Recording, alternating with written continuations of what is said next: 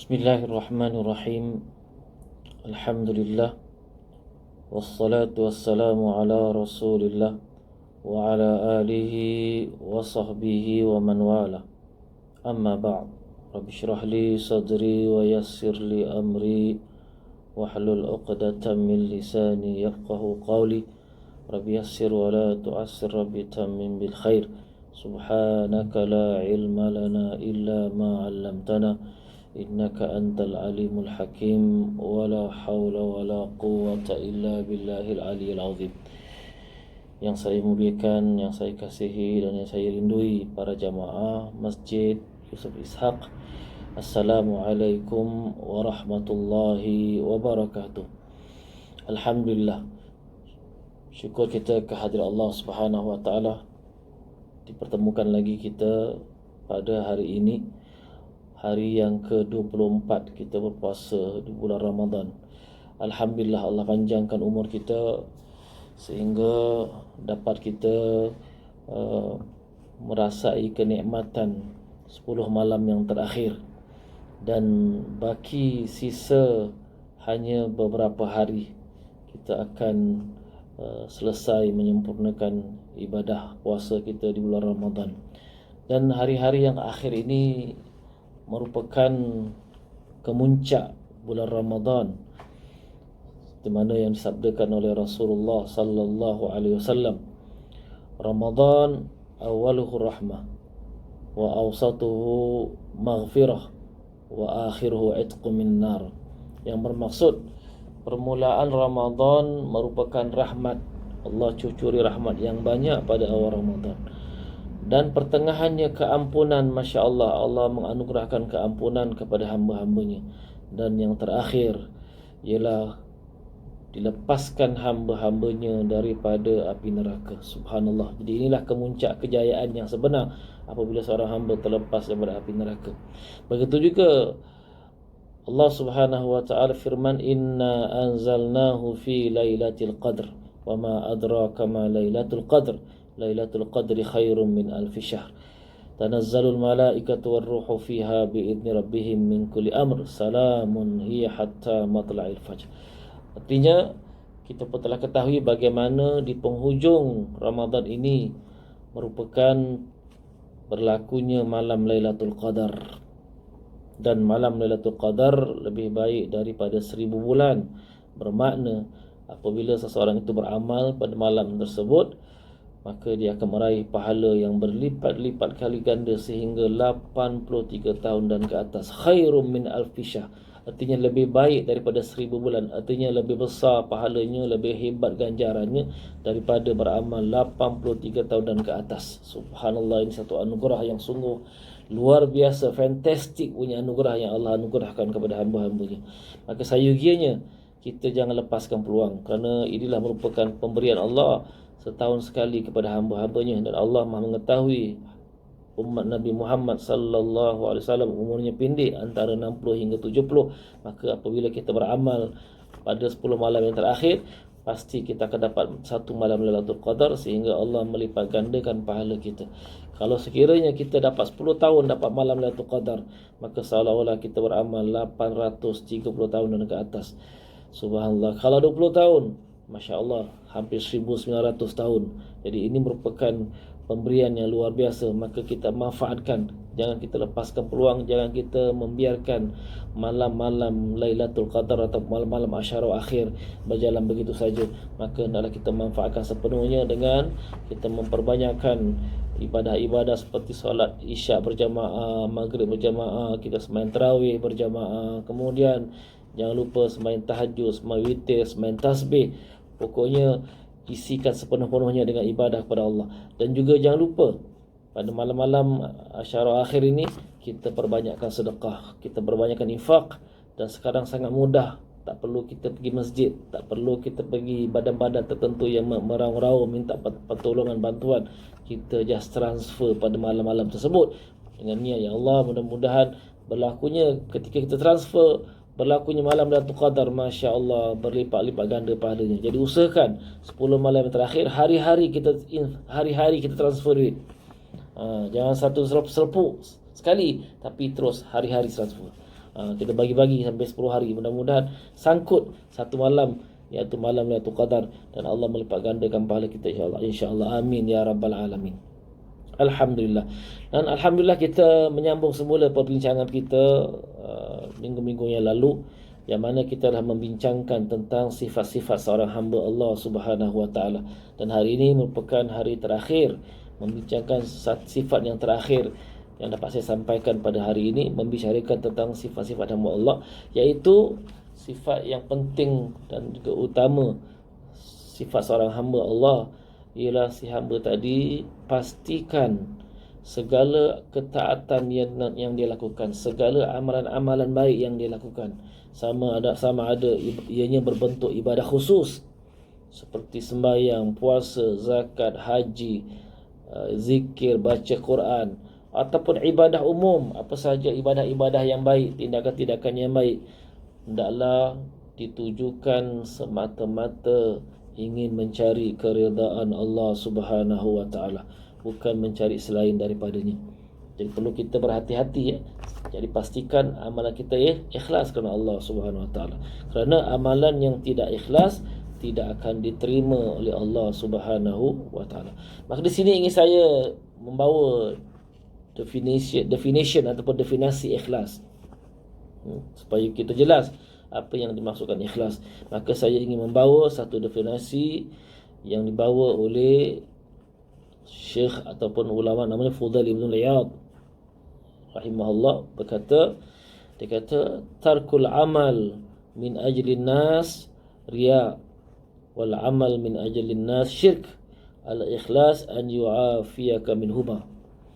Artinya, kata beliau, meninggalkan amal kerana manusia itu namanya riya, dan beramal kerana manusia itu namanya syirik.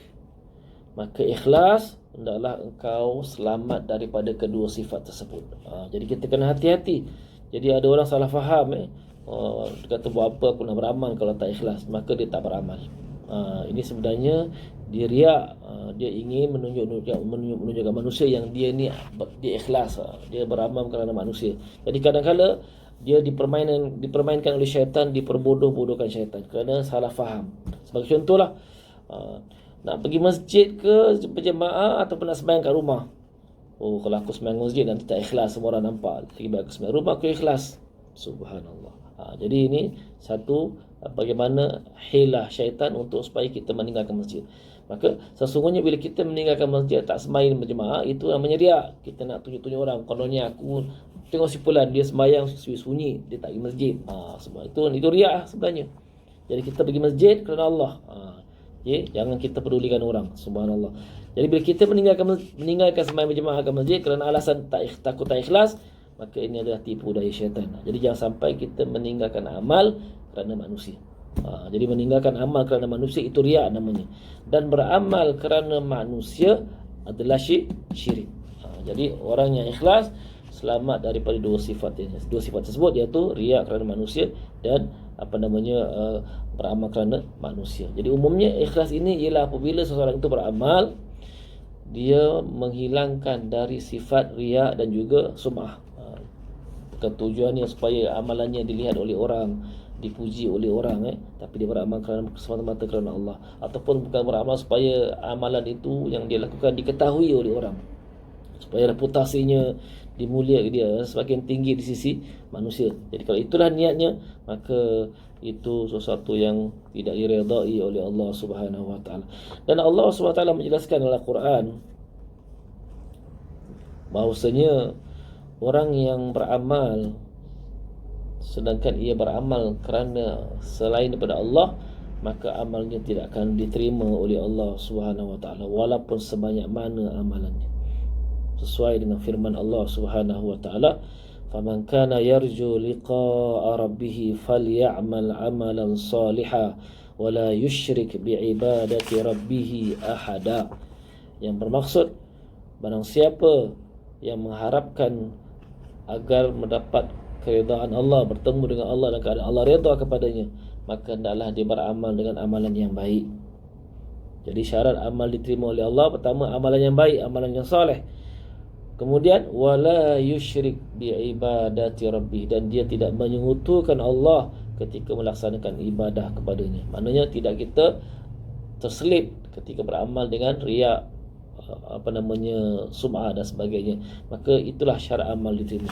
Dan juga dalam sebuah hadis Nabi SAW yang agak panjang, inna akhwafa ma akhafu alaikum asyirkil asghar. Qalu wa ma syirkul asghar ya Rasulullah? Qala arya. Yaqul Allah Ta'ala yawmal qiyamah idza jaza an-nas bi a'malihim idhabu ila alladhina kuntum tura'una fid dunya fanzuru hal tajiduna jazaa'a. Yang bermaksud, sesungguhnya sesuatu yang paling aku takut ke atas kamu ialah syirik yang kecil. Maka para sahabat bertanya, apakah syirik yang kecil wahai Rasulullah? Maka Rasulullah sallallahu alaihi wasallam menjawab, yaitu riya. Maka Allah Subhanahu wa taala akan berkata pada hari kiamat, ketika dia memberi ganjaran kepada orang-orang yang beramal, maka Allah berkata, idhabu, pergilah kamu kepada orang-orang yang selama ini kamu beramal untuknya, yang kamu beramal untuk supaya mereka nampak dan mereka lihat apa yang kamu amal di dunia. Pergi kepada mereka, tengok, lepas tu tengok adakah kamu mendapat apa-apa ganjaran. Subhanallah, di hari kiamat tidak ada sesiapa yang boleh memberi ganjaran kepada kita kecuali Allah Subhanahu wa taala. Jadi kita kena berhati-hati para jamaah sekalian. Sentiasa kita muhasabah diri, adakah kita beramal kerana Allah ataupun kita beramal kerana ingin mendapatkan pujian dan sanjungan manusia.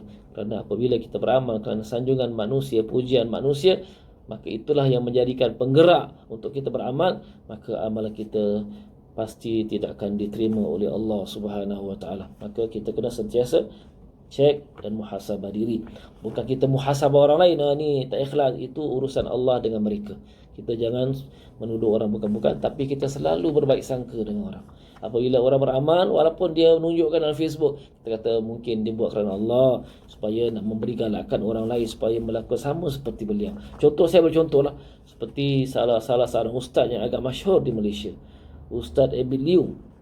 Masya Allah, luar biasa amalan yang beliau lakukan. Beliau pergi ke tempat ceruk-ceruk, ke tempat-tempat orang-orang susah di pendalaman. Subhanallah, ada yang tinggal di bawah kolong, ada yang tinggal di rumah yang macam Masya Allah lebih teruk dari reban ayam. Dia datang, dia tolong, dia bantu, dia masukkan Facebook. Subhanallah, tujuannya dia kata aku buat kerana Allah, tapi untuk share rahmat, supaya Masya Allah, supaya orang-orang bandar, orang-orang kaya, orang-orang senang, orang-orang yang memegang jawatan sedar, Masya Allah, di luar sana ada orang-orang yang susah. Subhanallah, dengan tindakan beliau, Masya Allah, makin ramai orang yang mencontohi beliau. Maka Subhanallah, jadi ini satu cara yang terbaik untuk menggalakkan orang lain beramal sepertinya. Begitulah, apabila kita melihat orang lain beramal, kita berbaik sangka dengan orang tersebut. Tetapi bila kita beramal, kita kena tanya diri kita, kalau kita beramal kerana Allah, maka dan kita bertujuan untuk supaya menggalakkan orang lain beramal macam kita, maka tak mengapa. Tapi kalau kita rasa kita masih belum kuat untuk melakukan demikian, dan kita bimbang hati kita, Subhanallah, lari kepada inginkan pujian dan sanjungan manusia, maka kita beramallah secara sembunyi-sembunyi supaya itu lebih selamat. Pokoknya puncuk pangkalnya kita punya intention, kita punya niat, kita punya nawa, itulah yang menentukan. Jadi kita jangan mudah hukum orang, tapi kita menghukum diri kita, menghukum diri kita sendiri, dan kita muhasabah diri kita agar kita sentiasa beramal dan ikhlas. Dan juga ada kisah-kisah bagaimana seseorang itu di kalangan sahabat Nabi atau ulama-ulama terdahulu yang mana mereka menyembunyikan amalan mereka supaya bimbang, takut-takut amalan mereka tidak terima oleh Allah Subhanahu wa taala, seperti mana berlaku di zaman khilafah Umar radhiyallahu an. Satu ketika Umar telah mengadakan satu majlis, maka dijemput orang-orang kenalannya untuk datang ke rumahnya, maka dia jamulah makanan. Ketika dia menjamu makanan, kata silakan makan, maka salah seorang sahabatnya makan dengan tangan kiri. Maka Umar radhiyallahu anhu menegur, ya fulan, kul bi yaminik, wahai fulan, makan dengan tangan kanan. Jadi si lelaki ni, sahabat ni, dia tak peduli, dia terus makan dengan tangan kiri tanpa berkata apa-apa. Dah semua orang tengok kat dia. Dia buat bodoh lah istilahnya lah, buat tak tahu je. Dia terus makan dengan tangan kirinya. Jadi orang dah pandang serong lah kepada lelaki ni. Tetapi setelah selesai majlis, semua dah pulang, maka lelaki ni pun jumpa Umar radhiyallahu anhu, kata, "Wahai Umar, saya minta maaf. Saya tak dapat mengikut arahan kau tadi supaya makan tangan kanan. Sebenarnya bukan saya tak nak makan tangan kanan, tetapi saya sebenarnya tangan kanan saya dah kodong." Jadi ditunjukkan tangan kanannya kodong kerana dia pergi berjuang fi sabilillah, dia pergi berjihad fi sabilillah sehingga tangannya kodong. Dan ketika ditegur di khalayak ramai macam tu, dia tidak mahu menjawab ataupun menjelaskan kedudukan perkara sebenar kerana takut hilang keikhlasan dalam dirinya dan menyebabkan perjuangannya dalam peperangan fi sabilillah sia-sia. Maka atas dasar itu diam walaupun dipandang serong oleh masyarakat, oleh orang ketika itu atau oleh jamaah ketika itu, sehingga akhirnya dijumpa Umar menjelaskan kedudukan perkara. Di sini kita bagaimana dia berhati-hati sehingga dia sanggup menutupi cerita yang sebenar kerana takut kalau dia khabarkan yang dia pergi berjuang fi sabilillah, takut hilang keikhlasan. Kalau dikhabarkan pasti orang akan kagum, Masya Allah, hebat si fulan pergi berjuang fi sabilillah sehingga terputus tangannya. Contohlah, ini contoh. Ala kulli hal, ianya kembali kepada niat kita, dan yang penting kita sentiasa muhasabah diri kita supaya kita beramal semata-mata kerana Allah Subhanahu Wa Taala. Kita mentaati perintah Allah kerana Allah, kita menjauhi larangannya kerana Allah, kita menziarahi teman kita kerana Allah dan sebagainya. Pokoknya segala tindak tanduk kita yang kita lakukan kerana Allah Subhanahu Wa Taala. Walaupun bukan hanya ibadah khusus, tapi apa saja. Seperti mana dalam sebuah hadis di Musnad Imam Ahmad, Rasulullah sallallahu alaihi wasallam bersabda, "Man ahabba lillah wa abghada lillah wa a'ta lillah wa mana'a lillah wa ankaha lillah faqad istakmala al-iman." Atau kama qala, yang bermaksud barang siapa yang mencintai akan sesuatu kerana Allah, benci pun kerana Allah, memberi pun kerana Allah, enggan memberi pun kerana Allah, bernikah pun kerana Allah, maka sesungguhnya telah sempurna imannya. Subhanallah. Jadi supaya iman kita sempurna, maka pastikan segala tindak tanduk kita seharian, dari pagi kita bangun tidur sampai kita tidur semula, segala apa yang kita lakukan, kita niatkan kerana Allah Subhanahu Wa Taala. Semoga semua waktu 24 jam apa yang kita lakukan semua merupakan ibadah kita kepada Allah Subhanahu Wa Taala. Amin ya rabbal alamin. Dan mudah-mudahan Allah terus memberi kita taufik dan hidayahnya untuk merealisasikan apa saja ilmu yang bermanfaat yang kita perolehi dalam amalan kita seharian, dalam tindakan kita seharian, dan terus kita istiqamah dalam ketaatan kepadanya hingga akhir nafas kita, insya-Allah. Amin ya rabbal alamin.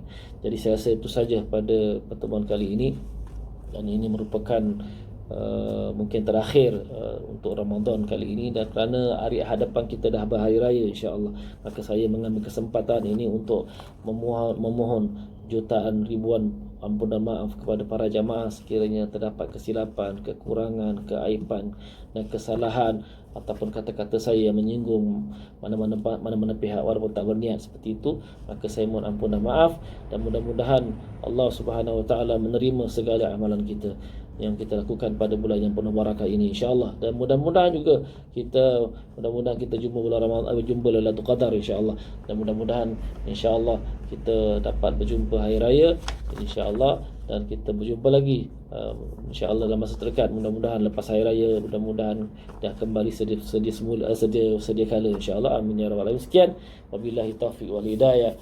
Wassalamualaikum warahmatullahi wabarakatuh.